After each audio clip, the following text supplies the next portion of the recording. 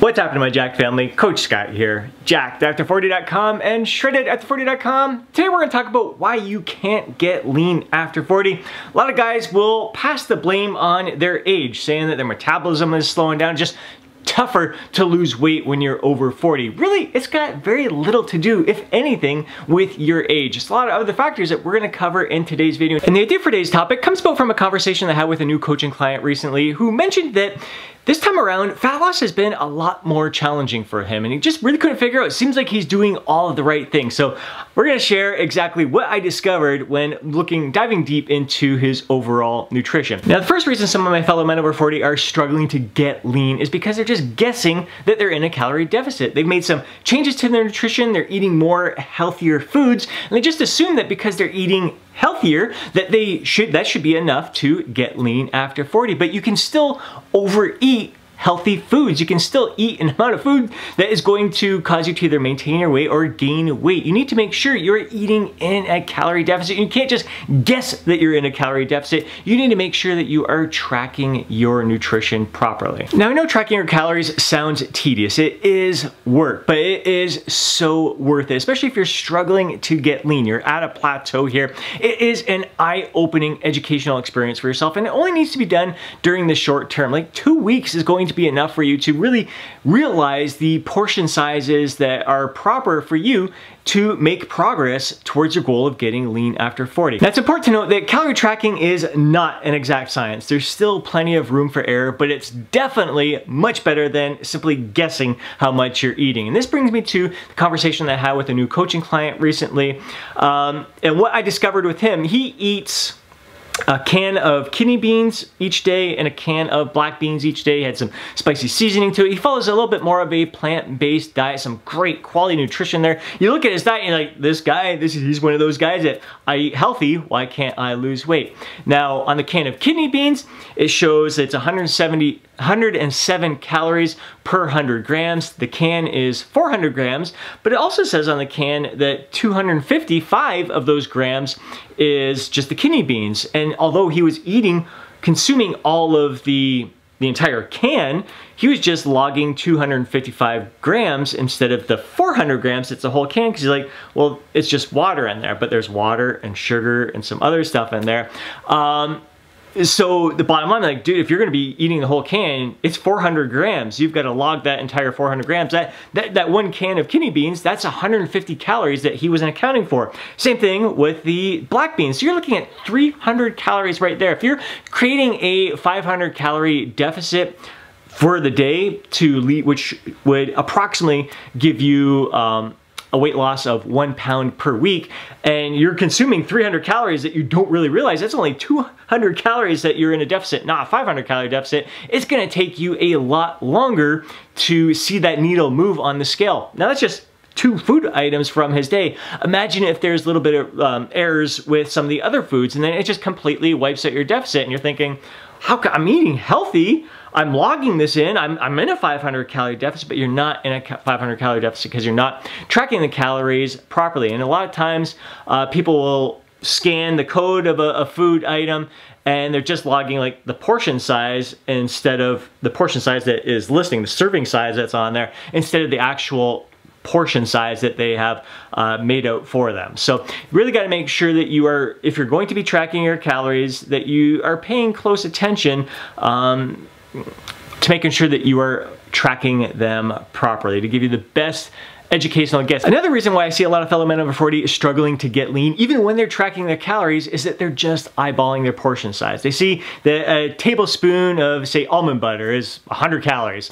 And so they take a spoon out of their drawer, scoop out some almond butter, boom, put it in their oats, and they just assume that was a tablespoon.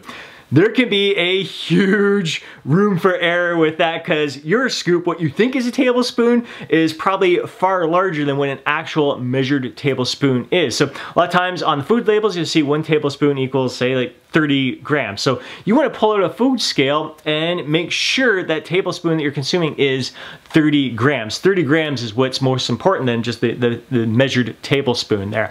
Same thing with oats. I mean, it's really you may think it sounds tedious to weigh and measure your food, but you're already putting the effort into tracking, and weighing your food really is effortless. Whether, like, let's use my bowl of oats, for example, I have each and every day. I could have that bowl of oats sitting on the counter and just kind of eyeball what I think is 2/3 of a cup. Or I could even use grab a 2/3 cup from the drawer and pour it into there, but oftentimes that 2/3 cup measurement is not like flat to the rim that's 2/3 cups, so that would be 60 grams. 2/3 cup of oats on the label is 60 grams. If I can have it sitting on my countertop, or I've got my food scale right there on the countertop. I put the bowl on that, pour in my oats, make sure it's 60 grams, boom, clear that out. I have 140 grams of frozen berries from the fridge instead of just eyeballing that, measure it out. It's right there on the food scale, whether the bowl is on the countertop or on the food scale, same amount of effort on my part, and it just gives me a more accurate estimation of the calories that I'm consuming for that day. Same thing when it comes to just picking at little foods throughout the day. A lot of us don't realize that you're preparing a meal, you're weighing everything out, you see a little thing, oh, I'm just gonna have a few grapes here, I'm just gonna have a little bit of this, or even after dinner, your kids didn't finish their meal, just clear off a little bit of their plate. It's only a few little bites here and there. All those little bites add up. A lot of people won't add in their like mints or anything like that. 25 calorie mint can add up if you're having a few of those throughout the day, and that can, say you have 4 mints throughout the day, 100 calories, that can put a significant dent into your calorie deficit, especially if you're only aiming to lose 1 pound per week in a 500 calorie deficit. Now you're at a 400 calorie deficit because you're not tracking some of those little things throughout the day. Another reason why I see a lot of fellow men of 40 struggle to get lean is that they're relying solely on the calorie calculators. Now I have a calorie calculator on my website. I'll include a link down below. You enter in your age, your height, your weight, and your overall activity level. That's going to give you your TDEE, your total daily energy expenditure. This is an estimation. Again, not an exact science. It's just meant to give you a starting point, and then based on that starting point, you got to listen to your body's feedback. So say it gives you a TDEE of 2,500 calories, and you want to lose 1 pound per week. Approximately, you're going to reduce your calories by 500 for the day, 3,500 for the week, and then you follow that 2,000 calories a day, and your weight loss is slower than you were anticipating. You just keep sticking with that because the calorie calculator said this is how much I should be consuming.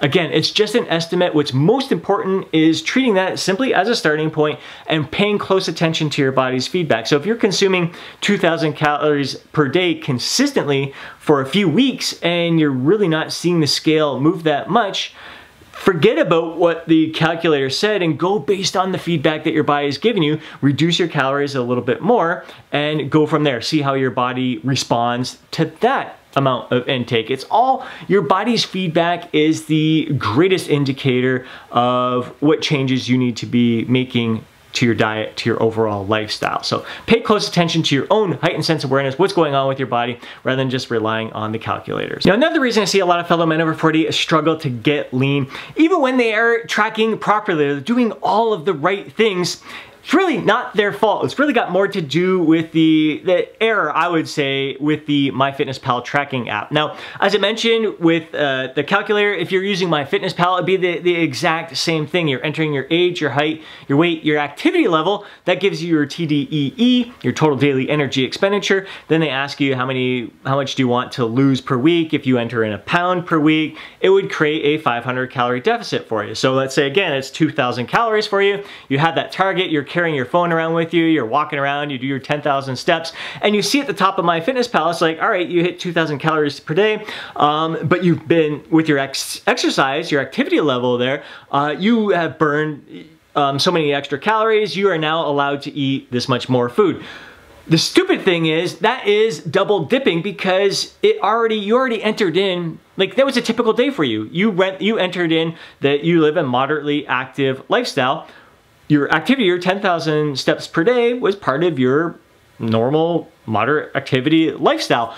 That's all part of within your 2,000 calories that we already calculated in there. You already took that into consideration. So now that you're moving there, that's not above and beyond your normal activity level. That is part of your activity level. So it's a double dipping factor. So if you have it set at 2,000 calories and you see that at the top, you're like, oh, I can consume an extra 300 calories, MyFitnessPal is saying. You actually consume that, you just wiped out 300 calories from your deficit there. So that is one of my, as much as I love the app and the benefits that come with it, that is one of the things that just drives me nuts about it. And it holds a lot of my fellow men over 40 back without them really knowing it. Another reason I see a lot of my fellow men over 40 struggle to get lean is that they're just not as active as they used to be. They just continue to eat the same amount that they did before, and maybe their lifestyle has changed a bit. They're not on their feet as much. Maybe you were moving around throughout the day, whatever job you had last, you changed jobs, you changed positions, and now you're sitting a little bit more. Maybe before you had a routine, like summertime, you would go out for a walk with your partner and just get out, be more active with the kids, or just doing other things. You maybe play little sports here and there. You're just on your feet a little bit more, maybe not doing extra workouts or doing extra structured cardio, but your overall lifestyle, you're just on your feet more. You're on your butt less. You really got to take that into consideration. That's not, like, that non-exercise activity thermogenesis, NEAT, accounts for a big chunk of your calorie burn, more so than your weight training sessions. So you really got to pay attention to, am I sitting a little bit more throughout the day than I used to? Because that can have a significant impact on the amount of calories. Even though you're consuming the same amount of calories, you're now burning less, and that's going to eat into your calorie deficit as well. So you got to really pay attention to both sides of the equation. Not only how much you're consuming, but how much you're burning. And is that burn changing? Because a lot of times there'll be people who will incorporate cardio. They're like, all right, I burned 200 calories doing cardio right now, but then they don't move as much throughout the day as well. They're tired from the cardio, so they sit a little bit more throughout the day, and it basically wipes out the benefits they would have had experienced from that non-exercise activity thermogenesis. Another big reason why some of my fellow men over 40 struggle to get lean is that they are super structured and routined during the week. They nail it during the week. Then on the weekend, they just throw that structure out the window. They're a little more casual with their eating. They're not tracking as much. They're eating foods that are a little bit more difficult to track. They have a beer here and there. They're maybe not as active. They sit and watch football like me on the Sunday, and they don't account for that. So they really can wipe out a lot of the good that they did during the week from the weekend. So it's really important that you maintain structure on the weekend as much as you possibly can. Try to keep the same sleep-wake pattern. Try to keep the same structure with at least some of the meals throughout the day. I have my breakfast shake each and every day, whether it's a weekday or a weekend. I love my eggs. I can't go a day really without having my eggs, oats, berries, and veggies there. I love having the Greek yogurt. It's a simple snack. It's just the dinner is where I get my variety from. So those are foods, those are meals that I look forward to all the time. Do I make substitutions from time to time? Hell yeah, you watch my Jacked After 40 Life vlogs. You know I like to incorporate in some of my favorite treats, but I account for those in my calorie target. I try to keep the calorie target consistent. If you followed the Jacked After 40 mini cut, the 4-week mini cut that I did, Shredded After 40 4-week mini cut that was back in January, I kept my calories consistent between 2,000 and 2,100 calories for 28 days straight. That just kept things level. It kept things, the consistent structure really pays off big time rather than having those big up and down swings. So really try to keep your weekends as structured as possible. Keep that discipline. Consistency is the name of the game when it comes to getting lean after 40. And another big reason why some of my fellow men over 40 struggle to get lean is that they're not getting an adequate amount of sleep and they are stressed to the gills.